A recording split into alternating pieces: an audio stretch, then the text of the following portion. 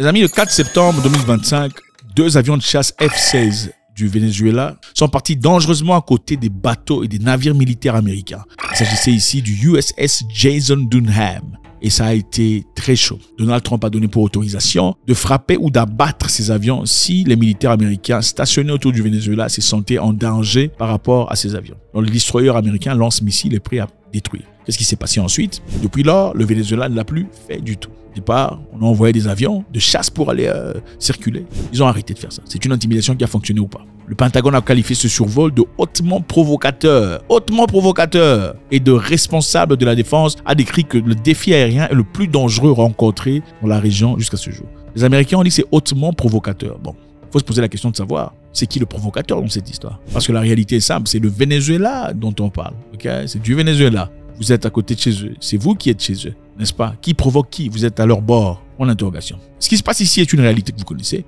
Depuis un temps, les Américains ont envoyé des militaires, la flotte navale autour du Venezuela et aussi un sous-marin à capacité nucléaire. Donc, au cas où vous osez ouvrir la bouche, on vous bombarde avec une bombe nucléaire.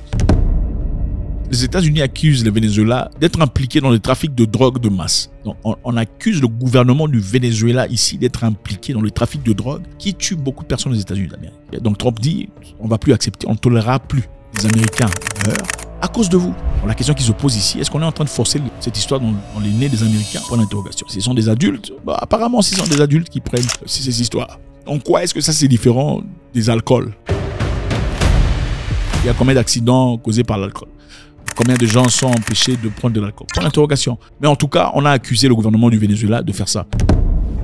Caracas s'apprête à envoyer 25 000 soldats dans les États côtiers après l'arrivée des navires de guerre américains dans les Caraïbes, venus lutter contre les cartels de la drogue. Donc, les Américains sont venus lutter contre les cartels de la drogue et aussi lutter contre le gouvernement vénézuélien qui, évidemment, n'est pas un gouvernement coopérant avec les États-Unis d'Amérique. Il est prêt à utiliser toute la puissance américaine pour empêcher l'afflux de drogue dans notre pays et traduire les responsables en justice. Le régime Maduro n'est pas le gouvernement légitime du Venezuela. C'est un cartel narco-terroriste. Et c'est Maduro. Aux yeux de cette administration, il n'est pas un président légitime. Il est le chef fugitif de ce cartel, inculpé aux États-Unis pour trafic de drogue. Le Venezuela réagit en envoyant 25 000 militaires. D'abord, le président vénézuélien Maduro a donné l'ordre de préparer 1 million de réservistes. 1 million de réservistes. Il y a des pays ici en Afrique, vous avez plus de combien de millions de personnes, mais à peine 300 000 militaires. C'est incroyable. Le Venezuela a 1 million de réservistes, ils sont prêts à aller faire la guerre. Donc, même s'il faut entrer et détruire le Venezuela, ça sera très difficile d'entrer à pied. 1 million de personnes qui sont prêtes à se battre. Mais on a envoyé maintenant 25 000 personnes aux côtes. Pour quel objectif? L'objectif est de combattre la drogue. C'est-à-dire que le Venezuela reconnaît qu'il y a un trafic de drogue qui s'opère. Ça, c'est numéro 1. Numéro 2, le Venezuela dit que les États-Unis exagèrent en impliquant le Venezuela dans cette histoire. Pour comprendre le contexte, regardez sur la carte. Sur la carte, vous voyez quelque chose de très intéressant. Il y a la Colombie, le Pérou et la Bolivie. Voilà les 3 pays qui sont fournisseurs de drogue. En tout cas, de drogue dont on accuse le Venezuela. Qu'est-ce qui se passe généralement? Après la production, les drogues sont envoyées au Venezuela pour la distribution. C'est à partir du Venezuela qu'on envoie aux États-Unis d'Amérique, on envoie en Europe, en Afrique et ailleurs. Donc, le Venezuela est un hub de distribution. Donc, les États-Unis ont une question légitime par rapport à la drogue accusée à l'égard du Venezuela. Seulement, le Venezuela, pour trouver une solution, dit d'abord, 1. Accuse les États-Unis de se servir d'histoire de drogue comme prétexte pour vouloir changer de gouvernement, changer de régime. Secondo, le Venezuela dit nous allons nous-mêmes nous occuper de cette histoire. Puisque nous savons qu'il y a trafic de drogue, nous allons envoyer 25 000 militaires pour s'occuper de ce trafic de drogue. Dans ce cas, qu'est-ce qu'il en reste des Américains? Dans ce cas, ils envoient un message clair autour du monde disant nous ne sommes pas le problème. Comme on nous accuse d'arborer la drogue, dans ce cas, on en prendra soin maintenant que les Américains rentrent chez eux. Parce que nous, on s'y concentre maintenant. Alors, nous savons aussi que beaucoup de personnes disent la réalité que l'attitude américaine à l'égard du Venezuela n'a absolument rien à voir avec la drogue. Pas tout à fait. Le problème réel entre les États-Unis et le Venezuela est l'accès au pétrole du Venezuela, dont les Américains n'ont pas. Et le Venezuela, pour ceux qui ne savent pas, a plus de pétrole que l'Arabie Saoudite, que les États-Unis et autre chose. Incroyable. Ils ont plus de pétrole que tout le monde. Mais ce pétrole n'est disponible à personne à part eux. Okay? C'est eux qui gèrent leur histoire. Comment est-ce possible? Est-ce que c'était comme ça depuis la nuit de temps? Absolument pas. Les Américains, très longtemps, étaient impliqués au Venezuela. Ils avaient des entreprises qui travaillaient dans ce secteur de pétrole à l'époque. Jusqu'à l'arrivée d'Hugo Chavez. Hugo Chavez arrivé au pouvoir, il a transformé tout ce qui était là. La nature économique du pays a changé du capitalisme au socialisme. Le capitalisme, évidemment, c'est un système où les plus forts, ceux qui ont le plus d'argent, sont ceux qui règnent, pendant que les pauvres sont plus pauvres. C'est la réalité. Le socialisme, d'après les livres, d'après les livres, je souligne, c'est là où il y a équité, équitabilité, égalité, on donne à tout le monde quelque chose. Mais la réalité est celle-ci, quand on donne quelque chose à tout le monde, même ceux qui ne travaillent pas, dans quelques cas, reçoivent aussi. Et dans ce cas, ça décourage ceux qui travaillent dur de travailler dur parce qu'ils ne recevront que la même chose que ceux qui n'ont pas travaillé. Donc, le Venezuela choisit son système.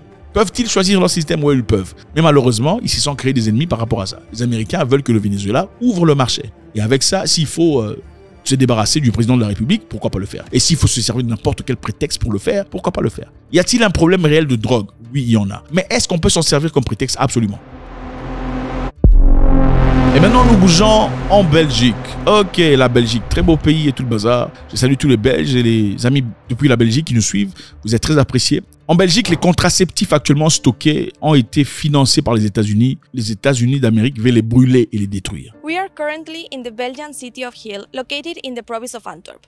Behind me is the warehouse that has been storing US-funded contraceptives for the past months. Les contraceptifs actuellement stockés en Belgique ont été financés et achetés par les Américains, plus précisément par l'intermédiaire de l'agence USAID. Vous connaissez l'USAID, c'est le système américain qui aide beaucoup de pays, république bananière, vous savez comment ça se passe. Excusez-moi, vous êtes d'une république bananière. Ceci évidemment a été fait sous l'administration de Joe Biden, ce qui signifie Joe Biden et ses amis ont eu pitié de vous. Ils vous ont donné quoi? Des contraceptifs.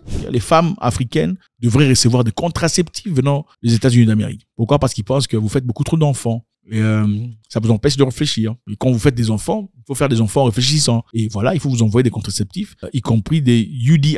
UDI, c'est quoi? Comment on appelle ça en français? L'histoire là que vous mettez dans le truc pour empêcher que vous tombiez enceinte. Enfin bref, vous comprenez de quoi je parle. Pourquoi ils font ça? Ils font ça pour une planification familiale. Leur objectif numéro 1, c'est aider les femmes et les filles à faire des choix éclairés sur le moment et le fait d'avoir des enfants. On va vous aider à faire un choix éclairé sur quand est-ce qu'il faut en voir l'enfant ou si vous voulez en voir les enfants. Parce qu'ils considèrent que les Africains, vous savez pas, vous faites seulement du clouf clouf bam bam et vous tombez enceinte et vous commencez à appeler Dieu. Oh Dieu, Dieu, Dieu, Dieu, enfant. Sans planification. Alors, numéro 2, ils veulent la réduction des décès maternels. Ils sont tellement gentils, ils veulent la réduction des décès maternels. Ils veulent prévenir des grossesses à haut risque, ok? Des grossesses à haut risque et aussi des avortements non sécurisés. Puisque vous êtes en incapacité de vous protéger, vous n'aimez pas les sachets, donc on va vous envoyer des histoires pour vous prévenir de tomber enceinte et de faire des avortements qui vous tuent, hein, par leur générosité et gentillesse. Numéro 3, ils veulent une automisation de la femme, ok? C'est-à-dire l'accès aux contraceptifs est lié à la meilleure éducation.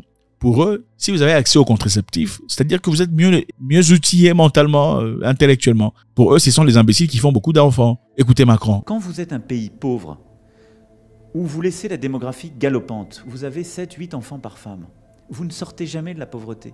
Parce que même quand vous avez un taux de croissance de 5 ou 6%, vous n'arrivez jamais à en sortir. Donc, c'est le malthusianisme, évidemment, cette idéologie selon laquelle vous faites beaucoup trop d'enfants. Il faut réduire le nombre parce que vous faites trop d'enfants et en fin de compte, ils doivent partir chez autrui pour aller y vivre. C'est inacceptable. Et pour finir, il parle d'infrastructures de santé publique. C'est-à-dire, ce programme américain avait pour objectif, dans ses objectifs incluant des formations d'agents de santé et de soutien de chaînes d'approvisionnement et de la sensibilisation communautaire. Sensibiliser les gens à ne pas faire trop d'enfants. Hein, voilà. La question qu'on se pose ici est celle-ci. M. Trump veut qu'on parte brûler ces histoires, hein, qu'on détruise les contraceptifs en France, qu'on les détruise complètement. La Belgique dit non, il faut envoyer ça en Afrique, s'il vous plaît. Il y a trop d'Africains. Enfin, ils n'ont pas dit ça. Mais il faut envoyer ça, s'il vous plaît, envoyer ça là-bas. Trump dit non, on doit détruire ça. Pourquoi? Parce que nous ne sommes pas leurs pères. Ce ne sera plus notre responsabilité d'assumer leurs responsabilités. Qu'ils le fassent eux-mêmes, qu'ils apprennent comment sortir avant ou bien porter les sachets. Enfin bref, il n'a pas dit ça, mais bon, il a dit ça en chinois. Donc, les Belges disent qu'il faut envoyer ça en Afrique. Pourquoi? Parce que pourquoi les Belges insistent? La première question, pourquoi Trump veut brûler ça? Parce que si vous vous posez la question de savoir, est-ce que ça ne serait pas contre-productif vis-à-vis du fait que eux, naturellement, ne veulent pas d'étrangers, surtout pas des Noirs, il faut qu'on se le dise, que les Noirs ne partent pas aux États-Unis d'Amérique, pourquoi serait-il contre le fait qu'on envoie ces contraceptifs en Afrique? Qu'est-ce qui se passe? Qu'est-ce qui est caché là-bas? Point d'interrogation. Et pourquoi la Belgique insiste? Non, il faut envoyer, il faut les... Tout ça. Faites-moi savoir ce que vous en pensez, c'est toujours avec beaucoup de plaisir. La réalité, c'est celle-là. Vous savez, la réalité, malheureusement, il y a beaucoup de combats, il y a beaucoup de choses à résorber. YouTube dit qu'il y a beaucoup de parmi vous qui nous regardez, mais malheureusement, vous n'êtes pas abonnés. Je vous encourage de le faire, s'il vous plaît. Balancez un commentaire, c'est toujours avec beaucoup de plaisir. On veut vous lire, nous vous savons très intelligents. God bless.